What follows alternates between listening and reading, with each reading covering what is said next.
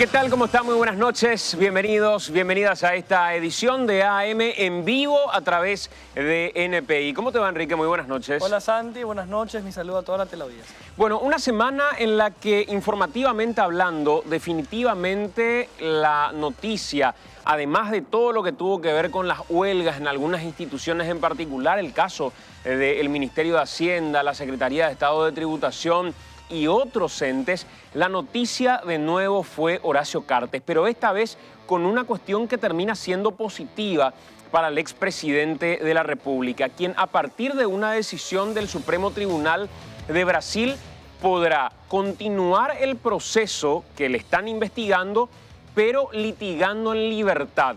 Hay que decir que a partir de ahora, con la decisión que se ha tomado con Horacio Cartes en el Supremo Tribunal de Brasil, la decisión básicamente es, señor, usted se puso a disposición de la justicia.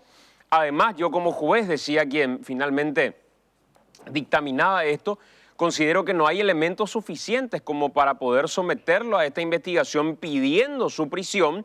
Por ende, usted podrá litigar en libertad. Y el escrito termina haciendo referencia a que las investigaciones van a continuar y que si eventualmente surgieran elementos que ameriten reactivar la eventual prisión para Horacio Cartes o el pedido de prisión, eso se evaluará en ese momento. Exacto, y hay muchos casos que son así, que gente que está litigando, siguiendo sus procesos en libertad, o sea, ocurre todo el tiempo, ¿verdad? Ocurre con, no sé, Óscar González Daer, que estuvo preso, ahora salió, él continúa su proceso, pero en libertad. Y pongo un ejemplo solamente, hay miles de casos, ¿verdad? Donde no se le da la prisión a la persona que está siendo procesada. Le pasó a Ulises Quintana recientemente. Pasó a Ulises Quintana y ahora vuelve otra vez a la cárcel, sí, ¿verdad?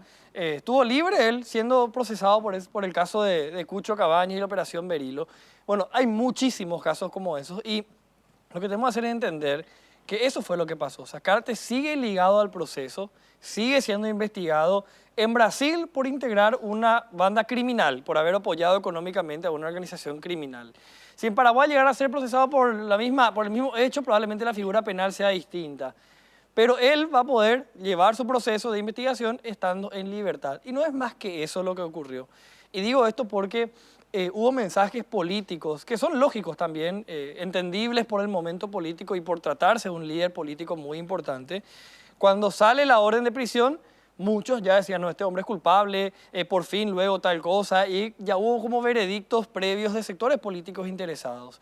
Ahora que sale esta resolución a su favor, digamos, de no tener que ir a la cárcel, ocurre exactamente lo mismo. Hubo gente de Referente Honor Colorado que lo festejó hasta como una victoria electoral, como si fuera que ganaron unas elecciones, e incluso hablando de una inocencia, cosa que no es verdad. Son entendibles los mensajes políticos de por quienes vinieron, pero la noticia es esa. Él podrá seguir litigando en libertad, pero sigue siendo investigado. Ahora, indudablemente, donde se convierte en positivo para el expresidente lo que se dictaminó es en haber hecho mención el juez a la inconsistencia, dice él, de parte de lo que la Fiscalía aportó en la investigación. La Fiscalía de Brasil hasta ahora lo que dice públicamente es todo lo que nosotros hemos aportado no es todo lo que tenemos.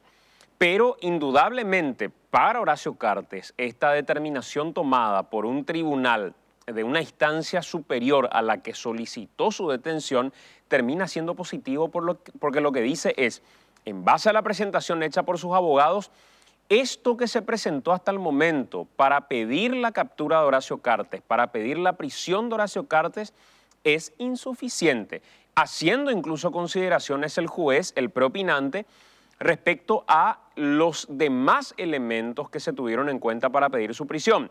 Ejemplo, si le dio o no le dio plata a Darío Messer, si es que lo ayudó o no lo ayudó estando prófugo Darío Messer en Paraguay. Por eso digo, hay que ser absolutamente honestos en esto y decir, esta decisión tomada por la justicia de Brasil es un respiro importante para Horacio Cartes. Totalmente.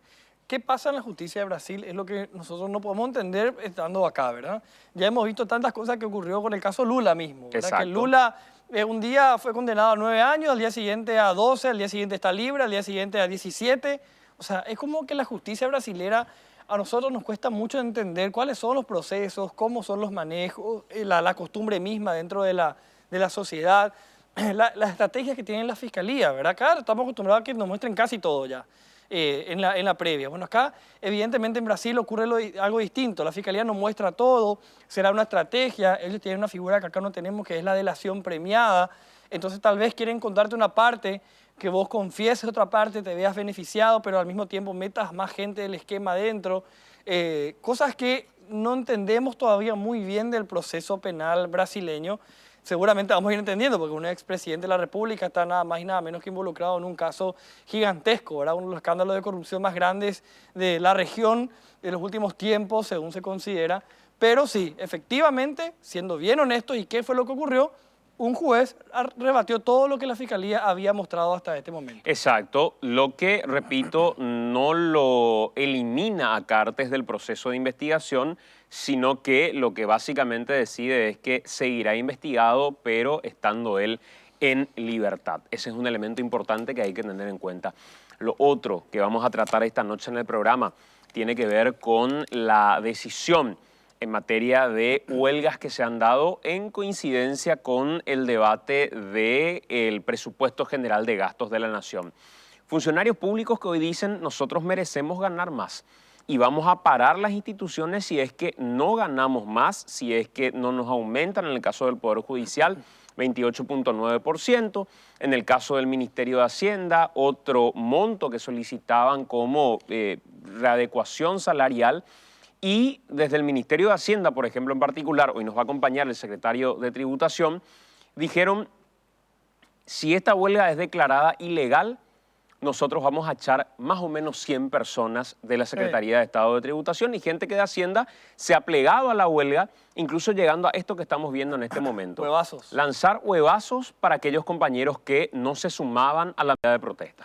Yo entiendo muchas veces la coyuntura social y política, no solamente del país, sino que de la región entera. Pero fue muy llamativo cómo se desactivaron protestas cediendo a los reclamos, ¿verdad? Sí.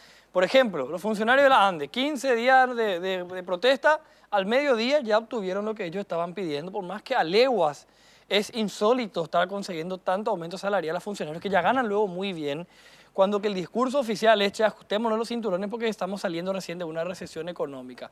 Ocurrió también con, no sé, los transportistas, ¿verdad? Que más allá, sin entrar a discutir el reclamo justo o injusto que ellos tengan, ellos tuvieron un reclamo, hicieron una regulada, al día se les concede los reclamos. Dicen, sí, tienen razón, nos equivocamos ayer y vuelvan nomás a trabajar tranquilamente. Es como que el mensaje era que el gobierno, hablando en términos muy grandes, estaba cediendo a todos los reclamos que se estaban dando por protestas. Los funcionarios de la justicia mismo, era protesta por algo, por más que no haya sido el gobierno, no haya sido lo de la corte, ceden a sus reclamos. Sin embargo, en el caso de tributación ocurre a la inversa. Y todo lo contrario, el mensaje es muy fuerte. Dicen, che, lo que ustedes hicieron estuvo mal. Llega a declararse ilegal y 100 personas van a ser despedidas. Pero en contrapartida hay algunos elementos que se han acordado en una mesa integrada entre los manifestantes y el secretario de Estado de Tributación. La pregunta es, ¿qué se acordó finalmente como para poder destrabar esta medida de fuerza? Y sobre todo, ¿qué pasa con la acción promovida ante el Ministerio Público para que se castigue a aquellos que han agredido a sus compañeros? ¿Y cómo es el proceso para echar a 100 personas? O sea, ¿se puede echar a 100 personas así nomás? Eso va a tener un costo para el Estado. Va a faltar gente en tributación si es que se le echa a 100 personas. ¿Qué van a hacer estas personas tras ser echadas? Bueno, un montón de cosas que tenemos para preguntar hoy al viceministro de Tributación. El primer informe que preparamos tiene que ver con la decisión tomada por el Supremo Tribunal de Brasil respecto a Horacio Cartes y este levantamiento de la medida de detención en su contra y un proceso de investigación que va a continuar, pero litigando Cartes en libertad.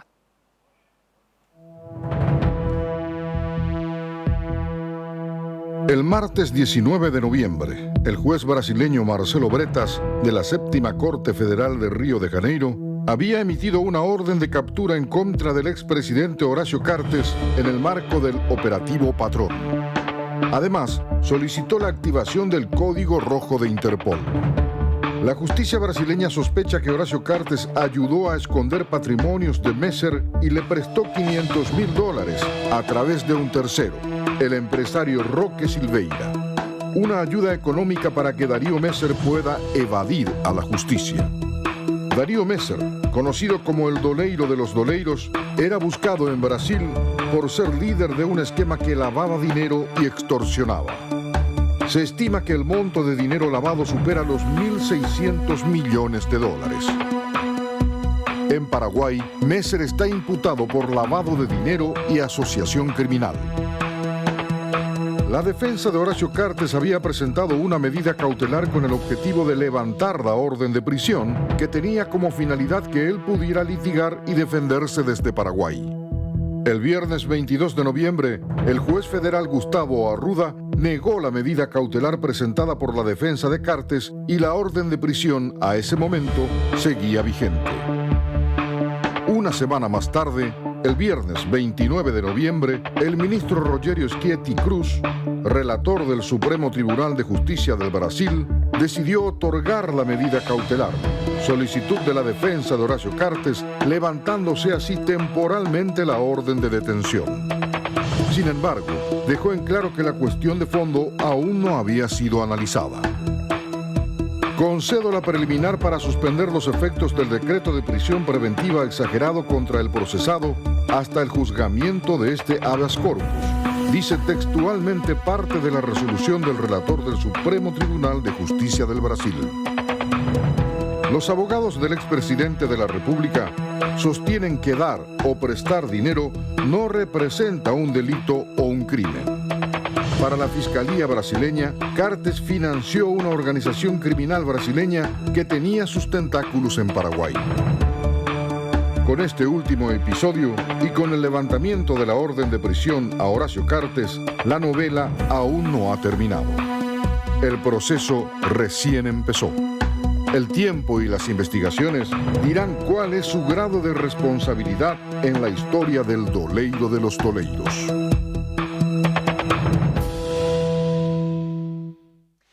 Nosotros hemos invitado a los abogados de Horacio Cartes. En un principio, el doctor Pedro Velar nos respondió al mensaje diciendo que vendría al programa, que estaría con nosotros hoy, comprometiéndose a contarnos aquí en vivo en AM todo el proceso y básicamente porque creemos conveniente, así como lo creímos desde el primer día y lo hemos convocado ya para la primera ocasión en la que él se ha mostrado públicamente, tanto a él como al abogado Palacios. En la primera ocasión nos dijo que todavía no tenían una decisión tomada respecto a asistir a medios de comunicación. De todos modos, la invitación continúa abierta.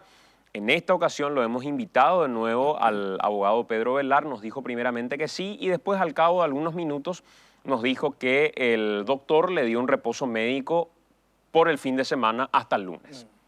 Justito. Justito. Y pasaron muy pocos minutos, ¿verdad? Entre que nos dijo que sí y que le salió el reposo. Bueno, fue mucho más rápido que la justicia de Brasil finalmente, sí, es verdad. el reposo médico. Pero Bueno. lo conozco al doctor Pedro Velar. Doctor, esta es tu casa, cuando quieras estás invitado para venir a ser parte de AM cuando cese el reposo médico Cuando se cure. o cese la medida cautelar que básicamente tomaron.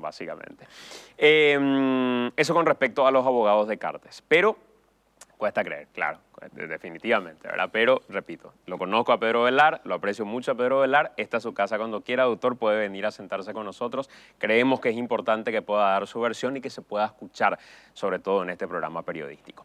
Eso con respecto a lo que tiene que ver con Horacio Cartes en particular. Nosotros vamos a hacer ahora la pausa. Sí. Y a la vuelta de la pausa vamos a meternos a toda esta historia de las huelgas, de las reivindicaciones que piden los sindicatos y en qué el Ministerio de Hacienda en particular terminó cediendo en materia de Secretaría de Estado de Tributación. Porque también vamos a hablar del tema de la justicia, la huelga judicial. Y ahí salieron los abogados a decir, che, ¿qué pasó con el tema? Suspendan con el tema, vienen hace 16 años, decían, Sí. cada año reclamando aumento salarial y se plantaron los abogados de alguna manera. La Corte salió a favor de los funcionarios. Sí, señor. Hacemos nosotros la pausa. Bueno, pero hablemos ahora de este tema de las huelgas y ya nos metemos en el debate que vamos a tener aquí en la mesa de AM. Un material para introducirnos. Lo que ocurrió en la semana respecto a la huelga de funcionarios de la justicia, algo que ya se repite cada año durante el tratamiento del presupuesto, y también los funcionarios de Hacienda y de Tributación. Esto pasó en la semana.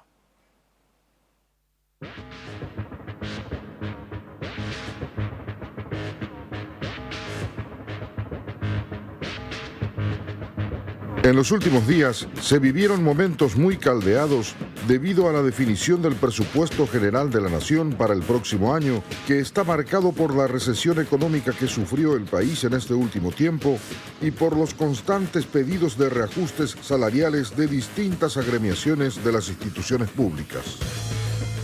Vamos por parte. El presupuesto del año que viene contempla sendos incrementos tanto para el sector docente, que venía peleando por esta reivindicación hace varios años, como también para los funcionarios de la ANDE, quienes tendrán una suba salarial del 7,3%.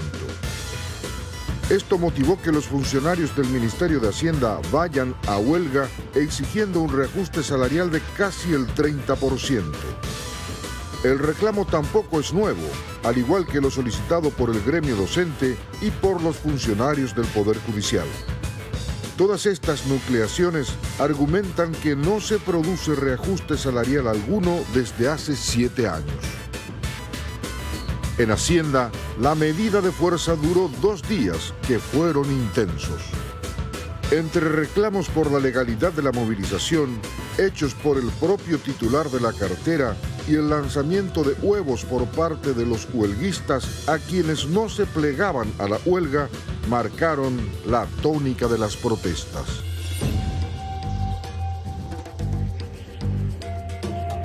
Los huelguistas tenían pensado manifestarse hasta el próximo 16 de diciembre.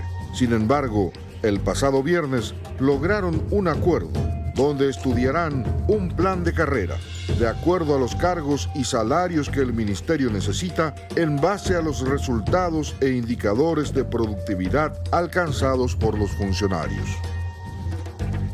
El escenario en el Poder Judicial fue diferente. La medida de fuerza había arrancado el 11 de noviembre y en los últimos días también se vivieron momentos turbulentos. El reclamo de esta agremiación también fue por el incremento salarial del 20%. Por su parte, los funcionarios de registros públicos y registro del automotor exigieron el cumplimiento del pago de bonificaciones. El pasado miércoles, un grupo de abogados exigió a la Corte Suprema de Justicia que declarase ilegal a la medida de fuerza por la paralización de las actividades e incluso se lanzaron acusaciones por la supuesta complicidad de la Corte para con los funcionarios. Además, anunciaron el sumario de aquellos avivados que marcaron sus respectivas entradas y salidas, argumentaron que se encontraban en huelga y no se encontraban ni en la movilización ni en sus lugares de trabajo. Finalmente, la Corte y los funcionarios judiciales acordaron que la máxima institución judicial se comprometerá a solicitar la ampliación presupuestaria para el sector en abril del próximo año.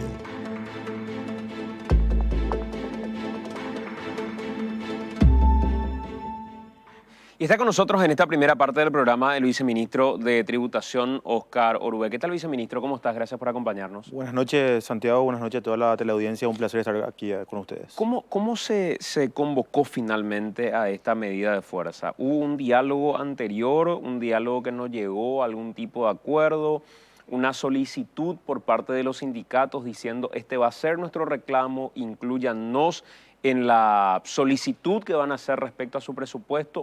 ¿Cuál fue el proceso para entender por qué se llegó primero a la huelga? Bueno, básicamente ellos hablan de que hace 7 años el Ministerio de Hacienda no tiene un reajuste salarial y eso es una realidad. Sí. Ahora bien, nosotros lo que le planteamos desde el principio fue habilitar una mesa técnica a los efectos de estudiar un plan de carreras en base a méritos, aptitudes y sobre todo responsabilidades. Nosotros no podemos hablar de un aumento generalizado de ningún porcentaje porque eso no es la línea en la cual estamos trabajando y eso nosotros le explicamos a ellos. Lastimosamente ellos no aceptaron y fueron a una medida extrema en el cual es legal. O sea, la huelga, la Constitución Nacional garantiza eso, Santiago. Entonces nosotros dijimos, bueno, ok, vayan a la huelga, no hay ningún problema, nosotros respetamos eso. El problema está cuando esta situación hace que se vuelvan violentos porque no había un acatamiento del 100% en el Ministerio de Hacienda. Eso cabe destacar. A diferencia de otras instituciones en las cuales sí hubieron un porcentaje importante de participación. Sin embargo, había un 50 50. Entonces, ¿qué pasó? Comenzaron a agredir a los funcionarios que sí querían trabajar y eso nosotros vimos como algo totalmente negativo y realmente algo que no podemos tolerar.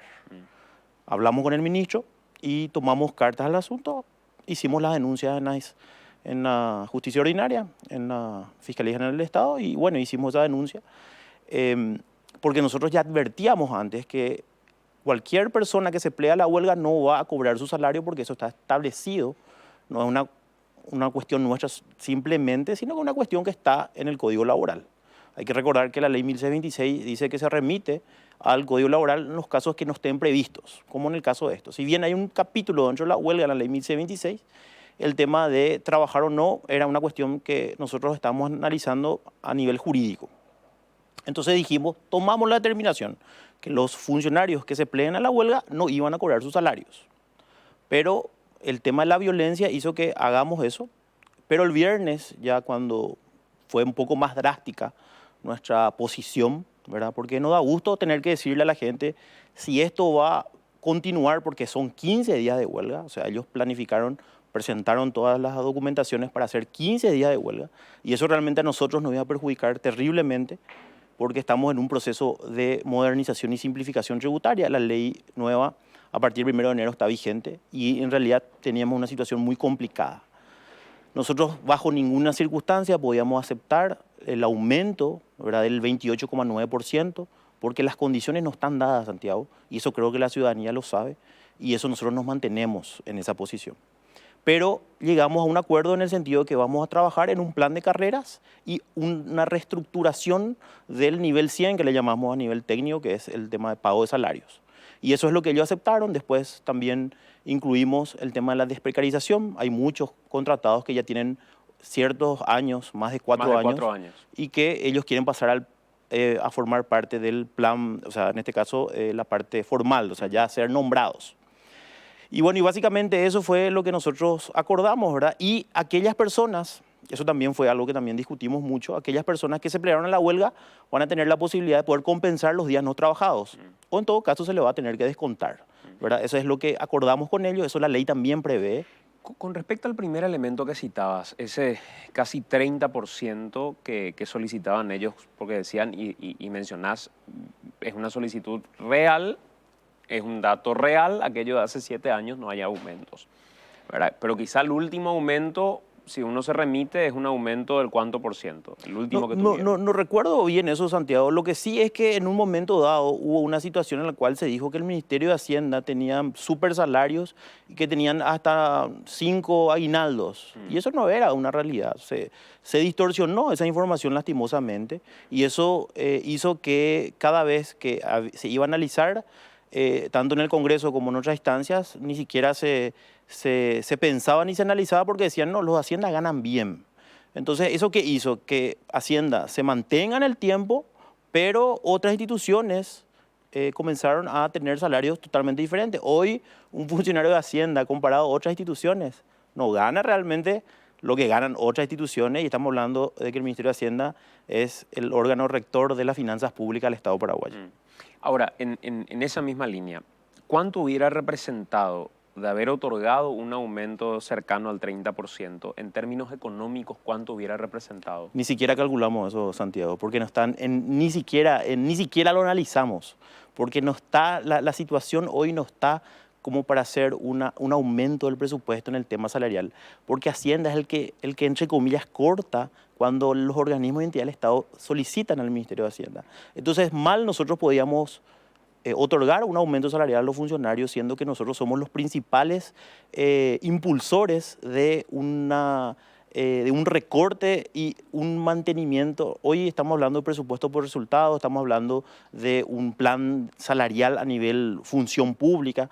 O sea, estamos haciendo un trabajo fuerte en ese sentido, entonces ni siquiera nos pusimos a analizar cuánto costaría eso, porque materialmente era imposible hablar de ni un porcentaje, ni 5%, ni 3%. Lo que sí dijimos es, bueno, vamos a sentarnos, vamos a ver el plan de carrera y vamos a ver los salarios en base a esa responsabilidad y a ese conocimiento que tiene el funcionario. Hay muchos funcionarios muy preparados y algunas veces hasta relegados. Entonces, lo que nosotros pensamos es, bueno, vamos a eliminar los cargos vacantes vamos a ver si es que en el Congreso se aprueba el retiro voluntario y eliminar esas categorías que hoy están y reestructurar, que sí, que no significa un aumento en el presupuesto, pero que sí significa para ellos una mejor remuneración en base a su responsabilidad y sobre todo su preparación. Y hacer evaluaciones, la ley establece que hay que hacer 2 veces evaluaciones en el año, nosotros siempre lo hacemos.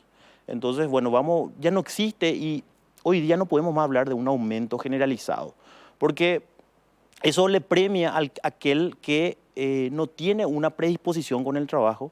Sin embargo, si nosotros evaluamos, analizamos, hay concursos, entonces lógicamente es mucho mejor eso y creemos que va a ser en base a la meritocracia. A diferencia de cualquier otro trabajador del sector privado, una persona que trabaja en la Secretaría de Estado de Tributación, que ingresa hoy a la Secretaría de Estado de Tributación, ¿en cuánto tiempo tiene estabilidad laboral?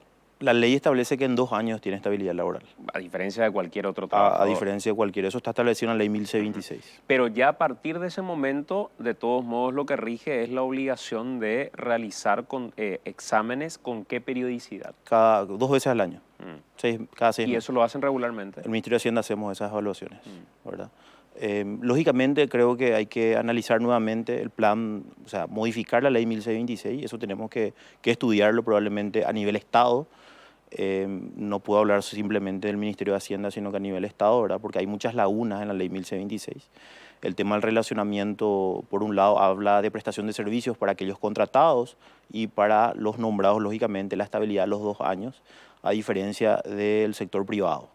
Por eso estamos hablando, como te decía en la radio el otro día, nosotros hicimos un llamado de 12 personas, estamos hoy con la reforma, en las cuales 400 personas se presentaron, ¿verdad?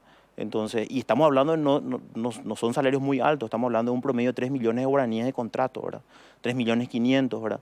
Entonces, evidentemente hay gente que quiere trabajar y lo que nosotros tenemos que ver es si no podemos radicalizar esto ni tampoco abstraernos. Hay una realidad que tenemos que administrar y eso lo hablamos con el ministro de Hacienda, hablamos con los otros viceministros y eso es lo que nosotros nos comprometemos en trabajar en algo que realmente se pueda realizar y que sea en beneficio de todos y que no implique un aumento en el presupuesto, porque eso es lo que nosotros tenemos que cuidar como órgano que administra las finanzas públicas en el Paraguay. Voy nomás a la cuestión. Yo recuerdo una declaración de Benigno López diciendo ya hay que agradecer el hecho de estar trabajando en la función pública.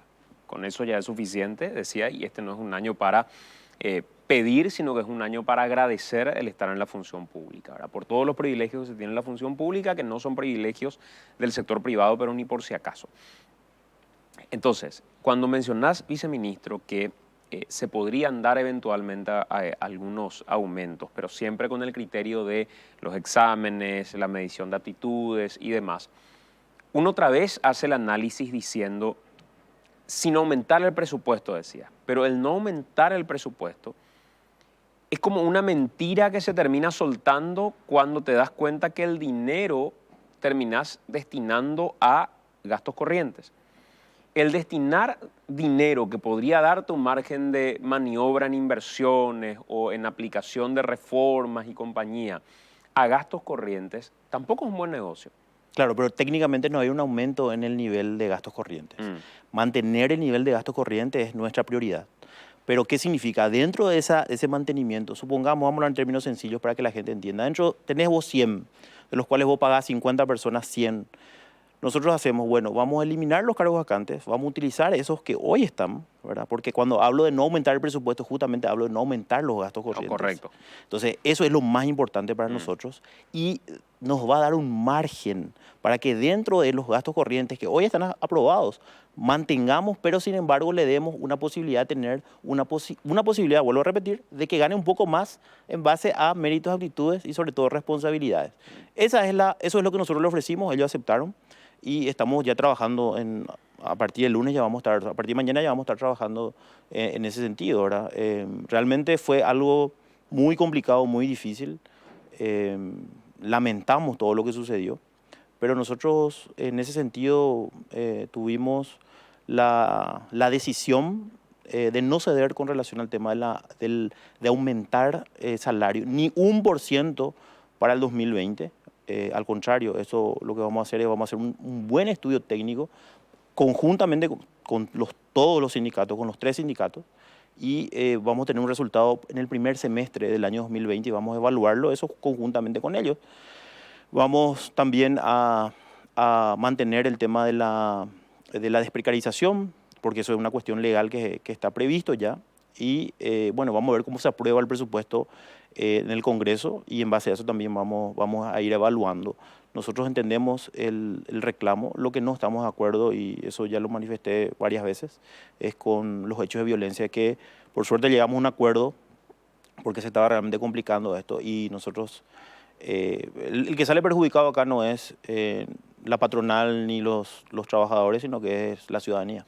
En algún momento escuché por parte de algunos actores que se estaban manifestando, ya no estamos en recesión.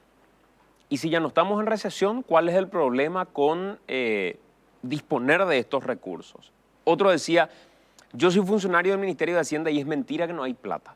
Nosotros estamos allá adentro y sabemos que hay plata, pero creo que la discusión que se termina planteando es esta.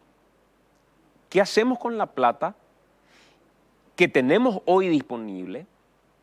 Y además, el no estar en recesión, o el haber salido de la recesión, si eventualmente la política de austeridad no continúa, nos va a llevar a la bancarrota en cualquier momento. Totalmente. O sea, no es una cuestión de, ya salimos de recesión, traigamos la plata y hagamos lo que se nos antoja. No funciona así la economía.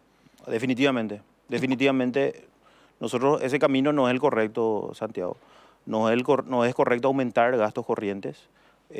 Nosotros de cada 100 guaraníes, 76 guaraníes va en pago de salarios. Pero ahí lo que hay que aclarar también que de esos 76 guaraníes, gran parte es para docentes, para médicos y para fuerzas públicas.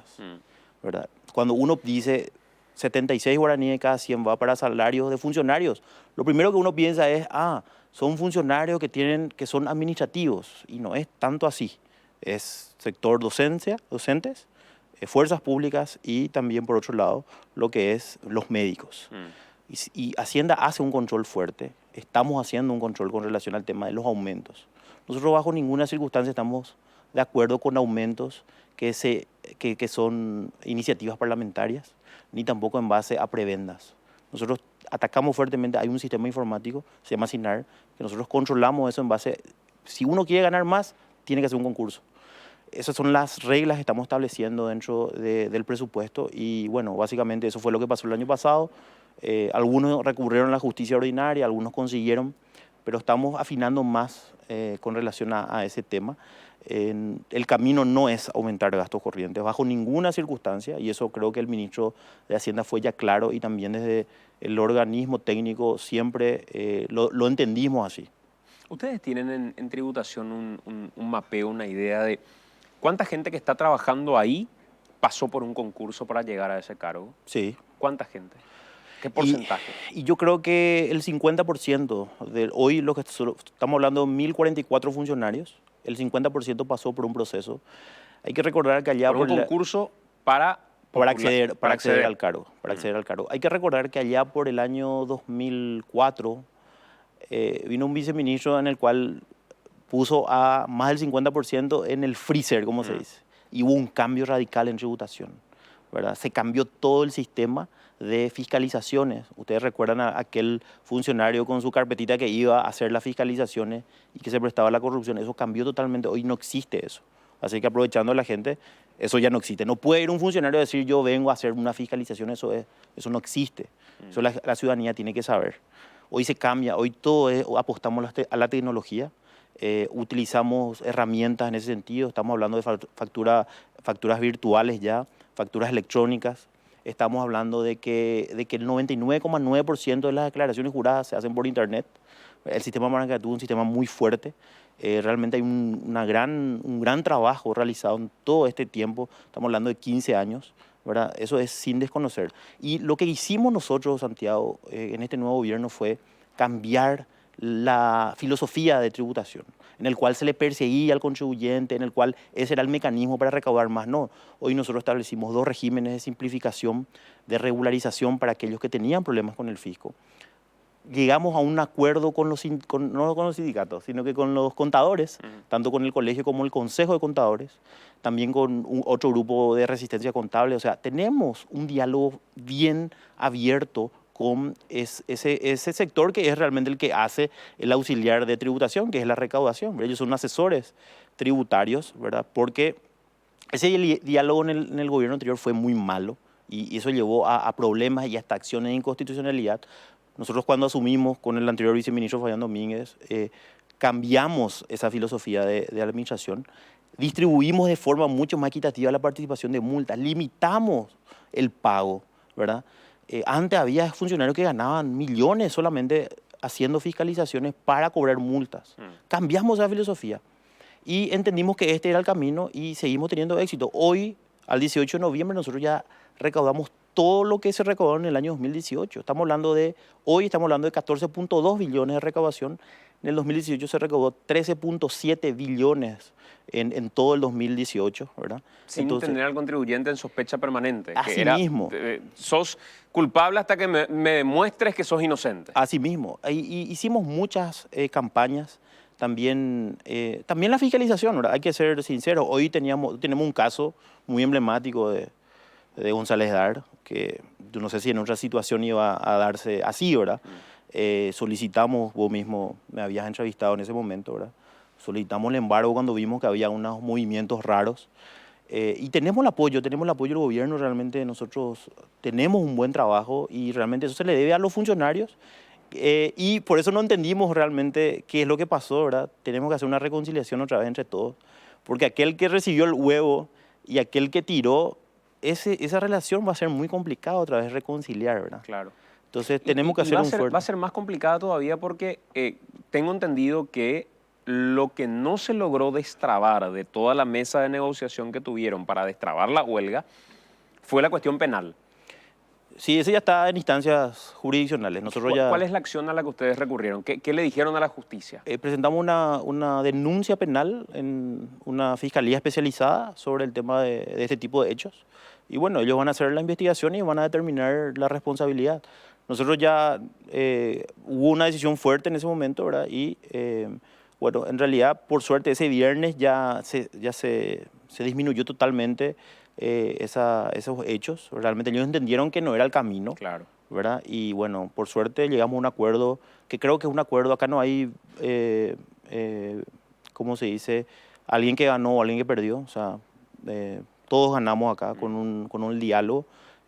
Yo soy funcionario de Hacienda hace mucho tiempo, así es que yo me siento en una situación muy difícil, ¿verdad? Porque todos son mis compañeros, pero nosotros tenemos una responsabilidad con la ciudadanía, tenemos una responsabilidad en llevar adelante planes de gobierno que sirvan para el Estado, ¿verdad? Hacer que el recaudo de tributos sea más fácil, sea más sencillo y que sobre todo sea más justo, ¿verdad? Porque ahora con la reforma vamos a conseguir la equidad y la justicia tributaria, algo que estaba todavía un poco... Nosotros dependemos de un impuesto que el IVA, que es un impuesto indirecto, un impuesto regresivo, más del 60%. Hoy con fortalecer los impuestos directos vamos a conseguir que aquellos que tienen un poco más aporten más. Estamos hablando de socios, dueños y accionistas de empresas, el sector agrícola y pecuario, el sector agroexportador, que van a aportar un poco más, ¿verdad? Esa es la apuesta que hicimos. No es bajo ninguna circunstancia impuestazo. Entonces, bueno, yo estoy muy contento de que hayamos llegado a un acuerdo, ¿verdad? Fueron momentos muy duros. Yo tuve que volver adelantado un viaje que hice al extranjero por una reunión a nivel internacional sobre evasión y elusión, donde estuvimos 158 países y estuvimos en una reunión muy importante. Entonces, tuve que adelantar el viaje para poder venir a tratar de dialogar y solucionar esta situación. Antes de cerrar este bloque, en algún momento tuvimos una conversación que me pareció sumamente didáctica, sobre todo para el contribuyente. Generalmente uno, cuando contrata a un contador, le da la llave de todo lo que tenga que ver con su contabilidad a ese profesional, sí, ¿verdad? Y el contador te dice, esto es lo que tenés que pagarme ahora. Hay mucha gente súper confianzuda. Uno da ese dinero y no tiene idea después si se pagó al fisco, si no se pagó al fisco, cuánto se pagó, cuánto se dejó de pagar. Y cuando en el sistema Marangatú uno mira desde la Secretaría de Estado de Tributación, creo que no tiene la capacidad, si se dio con la llave del usuario, la capacidad de decir, esta maniobra imprudente, por llamarle de alguna manera, no es una maniobra de declaración falsa o lo que fuera del contribuyente, sino que es del contador. Pero si utilizaran llaves diferentes para el mismo proceso, sí es posible determinar si quien le está mintiendo al fisco es el contribuyente o es el contador. Totalmente. ¿Cómo funciona eso, viceministro? Santiago González, vos sos contribuyente, entonces vos tenés tu clave de acceso. ¿Qué es lo que tenés que hacer para darle?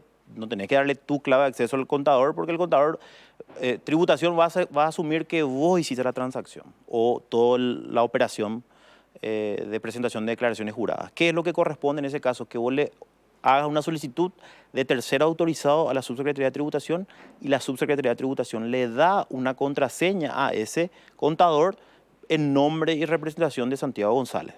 ¿Ok? Pero vos tenés una atribución más, Santiago. Vos podés dar dentro de los menús, vos podés decir, bueno, yo quiero que solamente presente declaración jurada de este impuesto. El resto vos podés manejarlo internamente, o sea, vos administrás eso. O sea, hoy la herramienta tecnológica que nosotros apostamos es a que sea todo más sencillo. Evitamos que en el menor porcentaje posible vaya a la oficina, que todo lo haga por internet. Esa es la idea. Pero así nosotros trazamos, sabemos qué es lo que el contador hizo con la clave de acceso de tercero autorizado. Pero sabemos que vos le diste a X persona, a X contador, y ese contador tiene la responsabilidad de hacer la declaración. El problema está en la laguna de la responsabilidad. ¿Qué es lo que sucede hoy? No hay una colegiatura, no es como el abogado, el contador. Entonces hay una laguna que tenemos que ver, estamos trabajando con el Colegio de Contadores para matriculación y que nosotros le otorguemos y sepamos, bueno, en caso que hay que sancionar al contador por una mala praxis, por llamarlo de una manera, lo vamos a sancionar, ¿verdad? A ver, la primera forma que me surge nomás como idea es, primero que la Secretaría de Tributación tenga la nómina de aquellos contadores que están autorizados como para poder operar, con sanciones para aquellos contadores que cometan algún tipo de irregularidad en el proceso en la buena fe del contribuyente que a veces no maneja, pero ni el 10% de todo lo que tiene que hacer un contador y uno se pone a mirar después y dice, es relativamente fácil hacer ciertas declaraciones, pero mejor lo hago con un profesional por una cuestión de seguridad, para no fallar y al final uno termina embromado. Lo segundo, que necesariamente, por una cuestión de ley y por una cuestión de obligatoriedad, la llave del contador para esas operaciones sea diferente a la llave del contribuyente. Así mismo es hoy día. O sea, hoy es una obligación que sean llaves diferentes. Totalmente. Nosotros le instamos a todos los contribuyentes a que le otorgue una clave de acceso de tercero autorizado a su contador y que no le dé su propia contraseña. Eso siempre le instamos, inclusive en las charlas que hacemos cuando uno se registra, le informamos eso a los contribuyentes. Lo que pasa es que se hace lo que es más fácil, ¿no? Te voy a dar nomás yo o si no el contador le dice, dame nomás tu contraseña, le dice. Y ese es un problema. Realmente tuvimos muchísimas denuncias de ese caso. Jugadores de fútbol, más de 100 menonitas estafados en la zona de Coronel Oviedo y de un solo contador, en este caso una contadora. Estamos viendo para hacer la denuncia penal también en ese caso. Y así tuvimos muchos casos, ¿verdad? Hay gente que viene y se entera. Lo que vamos a hacer, estamos ya haciendo con el director de tecnología, estamos viendo la posibilidad de que haya un reporte de pagos. Entonces te envía tu correo electrónico y Santiago González pagó X cantidad este mes. Entonces coincide. El contador le dice, ¿tenés que darme tanto para pagar? Bueno, entonces le va a llegar un correo y le va a decir, usted pagó esta cantidad. Entonces ahí la administración tributaria le informa al contribuyente cuánto, o si no al celular, ¿verdad? Estamos viendo también. La banca móvil que te reporta al momento hasta lo que extrajeron de un cajero automático. Así mismo, estamos explorando ese desarrollo tecnológico para en poco tiempo más implementarlo, ¿verdad? Lo que pasa es que tenemos muchos frentes. El tema de la factura electrónica, tenemos el tema de la ley tributaria, tenemos el tema de las fiscalizaciones y bueno, y básicamente eso. Nosotros por lo menos, todo el equipo directivo, ¿verdad? Que es un equipo de primera, está muy contento, o sea, estamos muy contentos con el resultado que estamos teniendo. Fue una situación un poco complicada, por suerte ya ya salimos airosos, pero tenemos muchos desafíos todavía con el tema de la reforma. Hay un cambio después de 28 años, imagínate, Santi, después de 28 años hacer un cambio de los 3 primeros libros de la ley 125, en realidad es un cambio muy importante. Hay gente que todavía no dimensiona lo que es esto y lo discutimos mucho en el Congreso.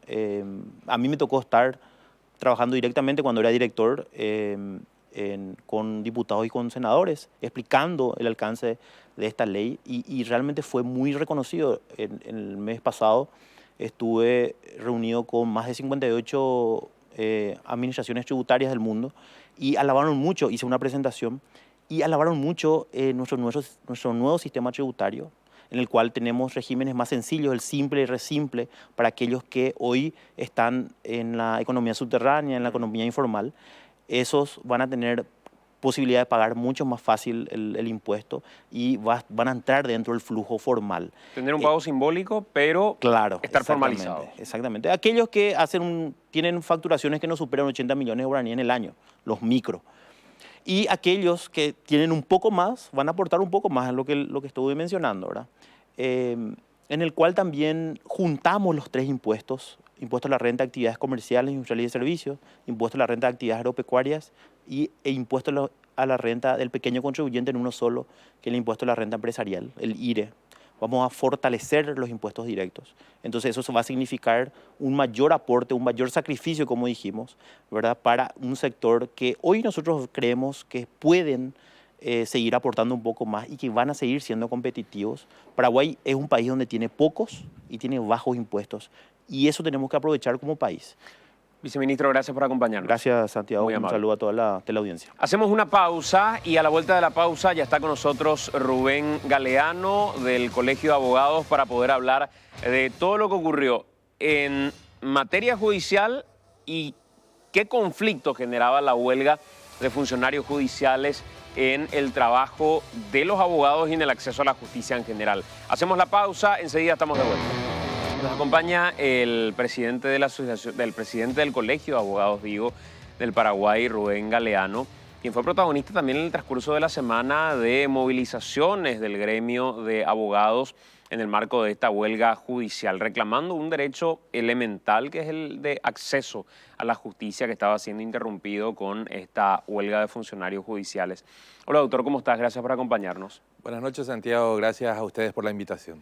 ¿Cuál fue el motivo por el que dijeron, acá tenemos que ir y manifestarnos como abogados? ¿Cuál fue el límite que dijeron, se sobrepasó, acá tenemos que estar?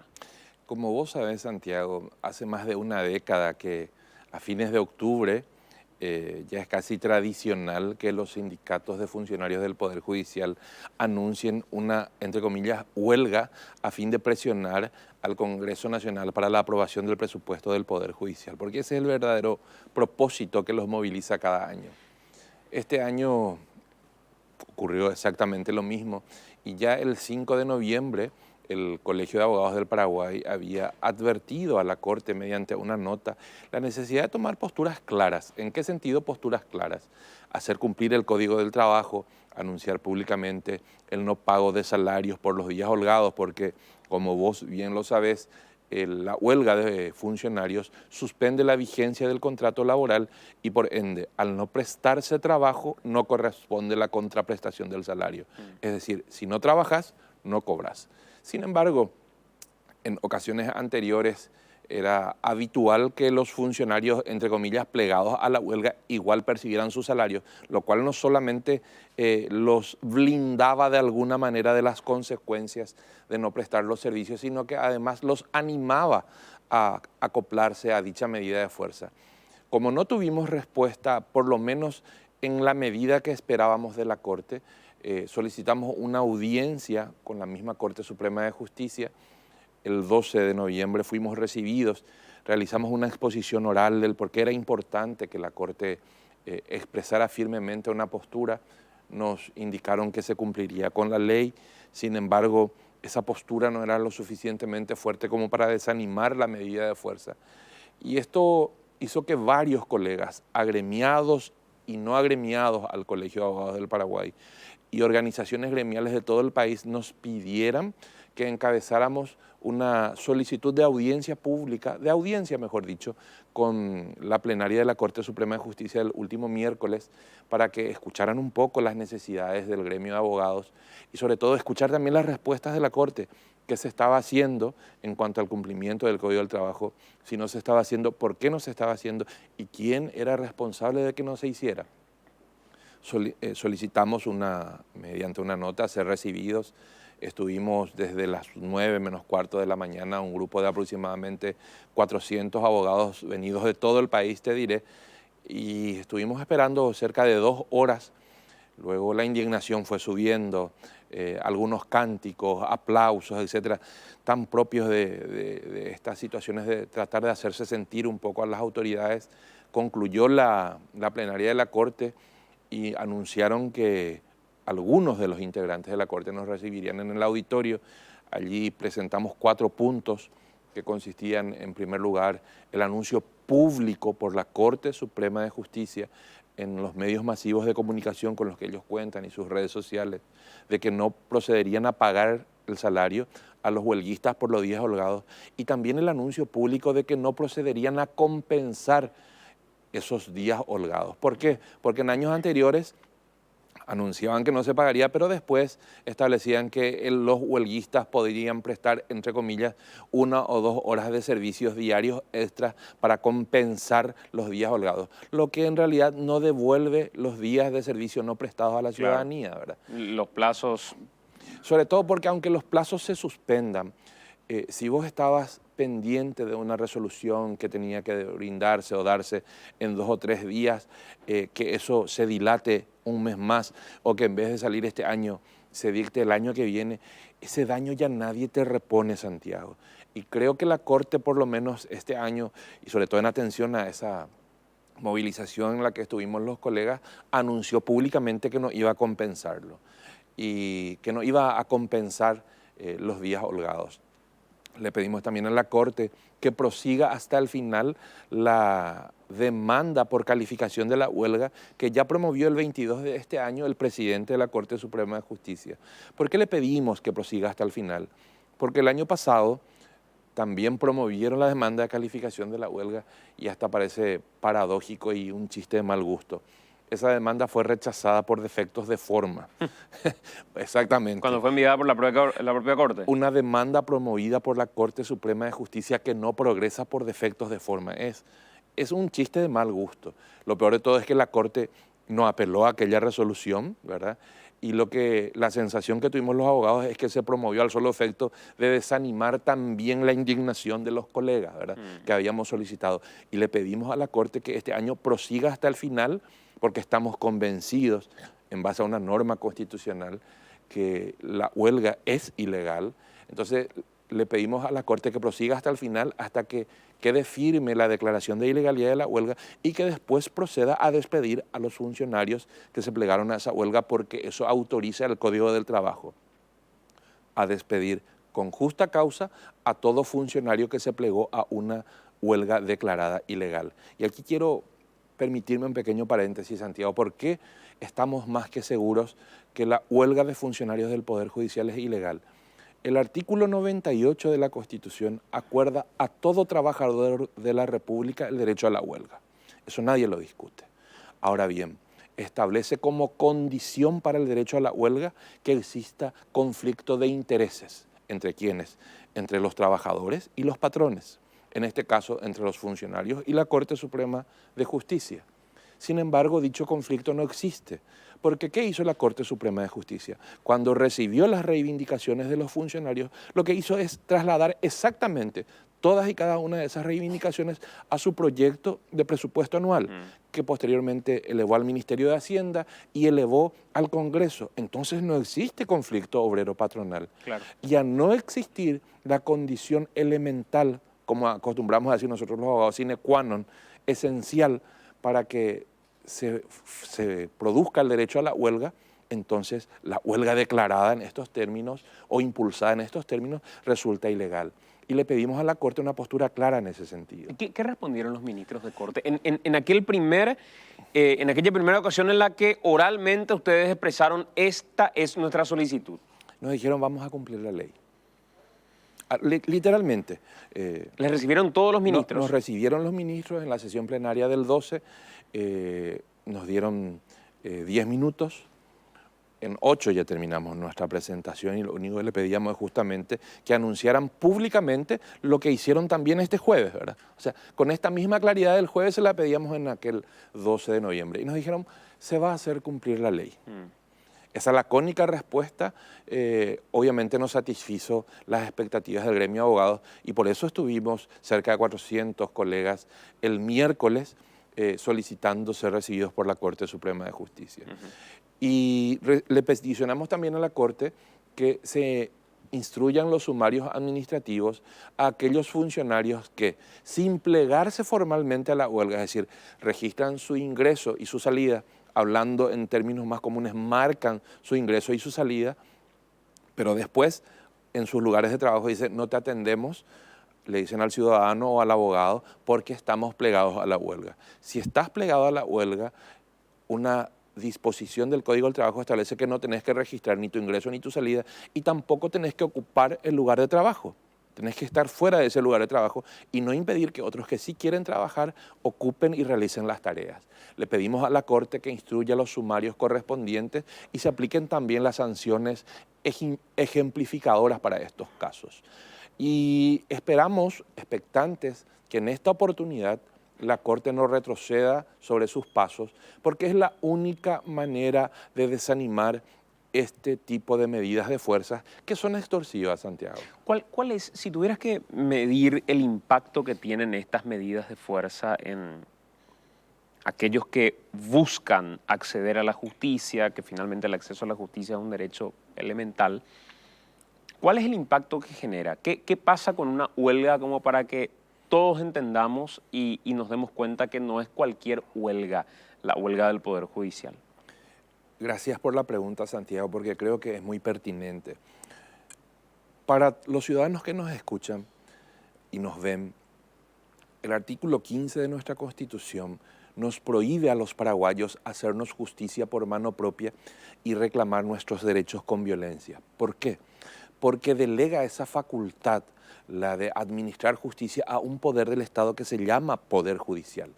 Y si el Poder Judicial deja de brindar esos servicios, no solamente es un poder del Estado parado, sino también entra en crisis el sistema republicano, que divide los poderes y que le encomienda al Poder Judicial la administración de los conflictos entre las personas. Cuando una persona no encuentra respuesta en la administración de justicia, deja de creer en la administración de justicia y deja de creer en la organización de la República misma, Santiago. Es muy grave el daño. Y me pedían también en estos días una cuantificación económica. Es muy difícil una cuantificación económica, pero prácticamente todos los negocios jurídicos del país pasan por el funcionamiento del Poder Judicial. Los registros públicos, por decirte, registran las prendas y las prendas de las ventas a cuotas de los automotores, las hipotecas de las ventas a cuotas de los inmuebles, y todo eso queda parado. No se pueden levantar las prendas y las hipotecas, no se pueden registrar. Por otra parte, por dar un ejemplo, un padre que requiere de un régimen de relacionamiento con un hijo con el cual no convive, pero no puede obtener respuesta del Poder Judicial, deja de creer en la administración de justicia. Un trabajador que estuvo litigando por 4 años contra su anterior empleador y que justo al momento en que se les pida la orden de pago de la suma que ya fue depositada en carácter de indemnización, no puede obtener eso porque está parado el Poder Judicial.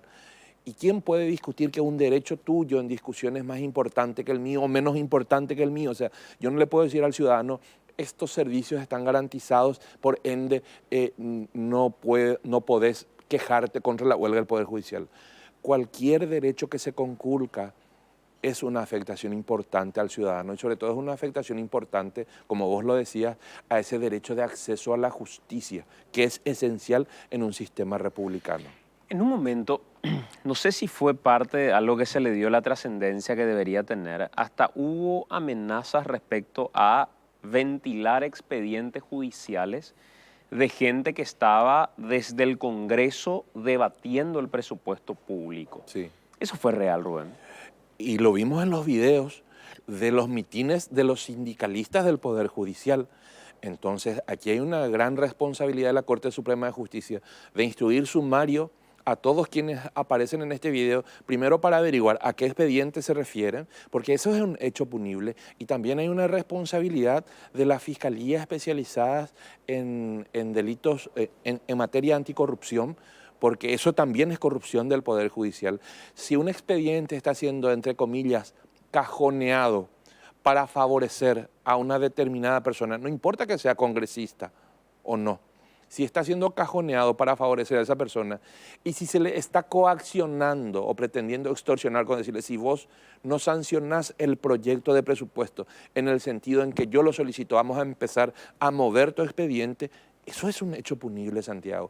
Y la Fiscalía tiene una gran responsabilidad allí. Fiscalía que, dicho sea de paso, también está paralizada por una huelga que de alguna manera está también siendo azuzada por la propia Fiscal General del Estado, que tiene una gran responsabilidad también en ese sentido. Ese es un punto interesante, ¿verdad? Porque ¿cuáles son los límites de instituciones que deberían brindar servicios imprescindibles? Yo por eso insisto tanto con el tema del acceso a la justicia, porque parece algo lejano, pero sin embargo el acceso a la justicia es transversal a cualquier otro elemento. Yo, a ver, mañana no tengo acceso a una cama de terapia intensiva y la urgencia es una urgencia de vida o muerte en el sistema público, y el sistema público tiene la obligación de brindarme por medio, en ocasiones, de la orden de un juez, una cama en un lugar de terapia intensiva, ¿verdad?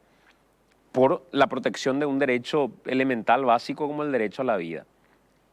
Si no tengo acceso a la justicia, porque la justicia está paralizada, el resto es historia. Entonces termina siendo transversal a cualquier tipo de discusión la justicia. Es tan elemental por eso. Y cuando decís, la propia fiscal general del Estado está encabezando, uno entiende un respaldo que pueda dar la fiscal a sus funcionarios como una cuestión institucional, pero que ese respaldo lleva a paralizar parte de la justicia es preocupante. Sin duda alguna es preocupante, Santiago. Por eso nos movilizamos los abogados el miércoles pasado para pedir una audiencia con la Corte Suprema de Justicia para pedir las respuestas eficientes, eficaces, inmediatas, como la que nos dieron al día siguiente, ¿verdad? Y pareciera que la fiscal general en este momento también requiere de una movimentación de los abogados en el mismo sentido, porque hasta ahora no sabemos qué ha hecho la fiscal general del Estado para desanimar también la huelga al seno del Ministerio Público. Se están garantizando que quienes registren su ingreso y salida estén prestando los servicios. En estos días una colega se quejaba y me decían, no me tomaron una audiencia que ya nos notificaron, del propio Ministerio Público nos notificaron para una audiencia indagatoria. Nos presentamos con el cliente y resulta que nos dicen que no nos pueden tomar porque era para las 9 y a las 9 están todos convocados en la planta baja a que tomen lista. La Fiscal General del Estado está siendo consciente de que ese tipo de prácticas se están llevando adelante en los edificios del Ministerio Público. ¿Qué medidas está tomando? Pero la propia fiscal es la que aparece en los reclamos de los funcionarios. Completamente inadecuado e impertinente a su rol de representante de la sociedad. La Fiscal General del Estado, por imposición de la Constitución, es representante de la sociedad, no de los funcionarios del Ministerio Público. Por eso, un grupo importante de colegas está organizando una suerte de caravana que va a pasar por los distintos, y acaban de comunicarme eso antes de ingresar aquí contigo, una suerte de caravana que va a pasar por los locales del Ministerio Público para tomar filmaciones y fotografías y evidenciar que el Ministerio Público está recurriendo a la misma torcida arma de los sindicatos de funcionarios del Poder Judicial para pretender incidir en la sanción de su presupuesto. ¿Cuándo pretenden hacer esto? Tengo entendido que es el 4 de diciembre. Así que vamos a estar compartiendo también seguramente por las redes sociales. Es una suerte de caravana que va a pasar por los locales del Ministerio Público para dejar en evidencia que no están funcionando, y después vamos a pedir seguramente los informes de la Fiscalía General si pagó o no pagó a esos funcionarios en esos días, ¿verdad? Y si pagó, ¿por qué lo hizo? ¿En base a qué norma? ¿En base a qué disposición? Hoy, ¿en qué ministros de la Corte ustedes encuentran una mayor receptividad a los reclamos que tienen ustedes? ¿Hay en general una nueva Corte? ¿Cambiaron ministros y la Corte cambió? ¿O están encontrando cambio de actores pero prácticas viejas que no se mueven? Es una pregunta complicada, Santiago, porque la Corte Suprema de Justicia es un órgano colegiado y las respuestas las esperamos en cada evento. Hay grandes expectativas en los nuevos integrantes de la Corte, eso es sin duda. Ahora bien, la respuesta que fuimos obteniendo, una respuesta clara y positiva, fue la del presidente, el doctor Eugenio Jiménez, quien el 22, motu propio, promovió la demanda de calificación de la huelga, ¿verdad? Para nosotros es una señal clara e importante.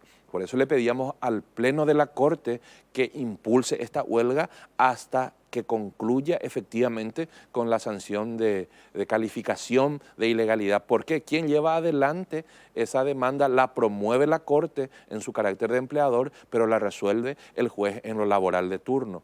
Una respuesta o un discurso también efectivo en ese sentido es el doctor Manuel de Jesús Ramírez, quien desde el primer momento dijo: en este caso no se tiene que pagar salario y no se tiene que compensar. Y eso lo dijo desde el 6 de noviembre, cuando recepcionaron nuestra primera nota. También un discurso que nos pareció muy atinado, el del doctor Alberto Martínez Simón, quien pedía el jueves en la última plenaria que todo lo resuelto se diera a conocer por las redes sociales, justamente lo que nosotros peticionábamos para desanimar la huelga. Y ese mismo día, también el miércoles, cuando nos recibe, el doctor Alberto Martínez Simón decía: nos comprometemos a que mañana en 24 horas esto se va a atender, y se va a atender como corresponde, porque son pedidos ajustados a la ley. Eso mismo, ese día miércoles, ya desanimó la huelga de funcionarios del Poder Judicial. Los propios funcionarios ya decían: vamos a pedir un acuerdo con la Corte de que van a incluir el próximo año en una ampliación presupuestaria las reivindicaciones, y con eso nosotros ya levantamos, porque ya sabían, ante el discurso del ministro Alberto Martínez, que la petición o las peticiones del gremio de abogados iban a ser recepcionadas positivamente y por ende iban a sufrir el no pago de salarios, la instrucción de los sumarios, el impulso de la demanda de calificación de la huelga, lo cual puede concluir primero, obviamente, en la disminución de sus ingresos. 2, en cuanto a los sumarios, las sanciones que correspondan. Y 3, si llega a calificarse de ilegal la huelga, que es lo que corresponde en derecho, y llega a quedar firme, se puede llegar a despedir entre 200 y 300 funcionarios del Poder Judicial. Doctor, gracias por acompañarnos, muy amable. Al contrario, Santiago, agradecemos muchísimo que nos den este espacio, porque nada de lo que hacemos desde el gremio de abogados va a tener sentido si los medios de comunicación no nos dan la repercusión que ustedes nos permiten. Muchísimas gracias. Rubén Galeano, presidente del Colegio de Abogados del Paraguay. Hacemos una pausa, en breve estamos de vuelta ya con la parte final de esta edición de AAM. Bueno, estamos ya en la parte final de esta edición de AAM en vivo. No hay campeón todavía del torneo. No, está ganando Olimpia, pero también está ganando Libertad. Sí, señor. O sea, por ahora no se define nada. Para que sepan que esto va en vivo, sí, mientras se define el campeón. Exactamente. Bueno, nosotros... No es que ensayamos varias veces la hora. Exacto.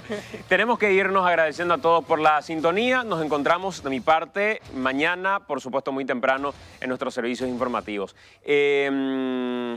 AM el próximo miércoles. AM el miércoles, por supuesto, como siempre, aquí por Noticias Paraguay, y después lo mismo de vuelta. Sí, señor. Una gran cobertura que estamos preparando para el fin de semana, por cierto, para el operativo KQP. Para KQP a través de todas nuestras plataformas. Gracias a todos por acompañarnos. Que tengan muy buen resto de jornada.